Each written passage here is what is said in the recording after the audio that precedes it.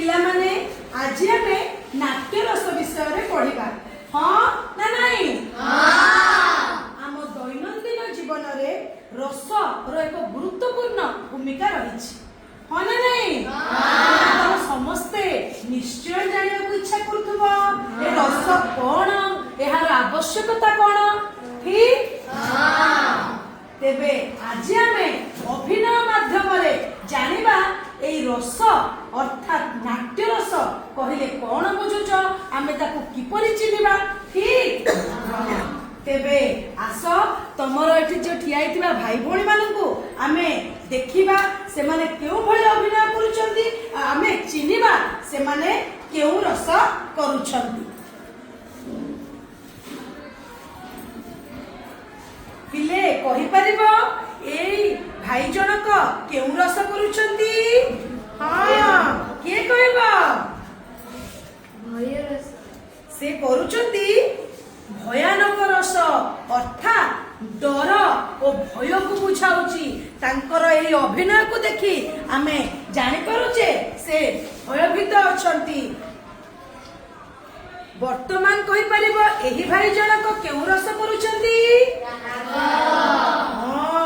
ଏହା ହେଉଛି ରୌଦ୍ର ରସ। ରୌଦ୍ର ରସ କହିଲେ ଆମେ ବୁଝିପାରିବା ଯାହା ରାଗ ବା କ୍ରୋଧକୁ ବୁଝାଉଛି। ଠିକ ଅଛି, ବର୍ତ୍ତମାନ ଏହି ଭାଇ ଜଣକ କେଉଁ ରସକୁ କରିଲେ? ଏହା ହେଉଛି ବୀର ରସ, ଅର୍ଥାତ୍ ଯାହା ସାହସର ପ୍ରତୀକ ବା ନିର୍ବିଘ୍ନର ପ୍ରତୀକ। ବର୍ତ୍ତମାନ ଏହି ଭାଇ ପାଖକୁ ଯିବା। ଇଏ କେଉଁ ରସର ପ୍ରତୀକ କରୁଛନ୍ତି? ଏହା ହେଉଛି ଶୃଙ୍ଗାର ରସ। ଏହା ଆନନ୍ଦ, ସୌନ୍ଦର୍ଯ୍ୟ ଓ ପ୍ରେମକୁ ବୁଝାଉଛି। ଏବେ ଆମେ ଯିବା ଏହି ଭାଇଙ୍କ ପାଖକୁ। ଏହା କେଉଁ ରସର ପ୍ରତୀକ? ହଁ, ଠିକ କହିଲ, ହାସ୍ୟ ରସ। ହସ ଓ କୌତୁକକୁ ନେଇ ଏହି ରସ। ବର୍ତ୍ତମାନ ଏହି ଭଉଣୀ କେଉଁ ଅଭିନୟ କରୁଛନ୍ତି କହିପାରିବ? ଏହା କେଉଁ ରସର ଅଭିନୟ? ବିଭତ୍ସ ରସ।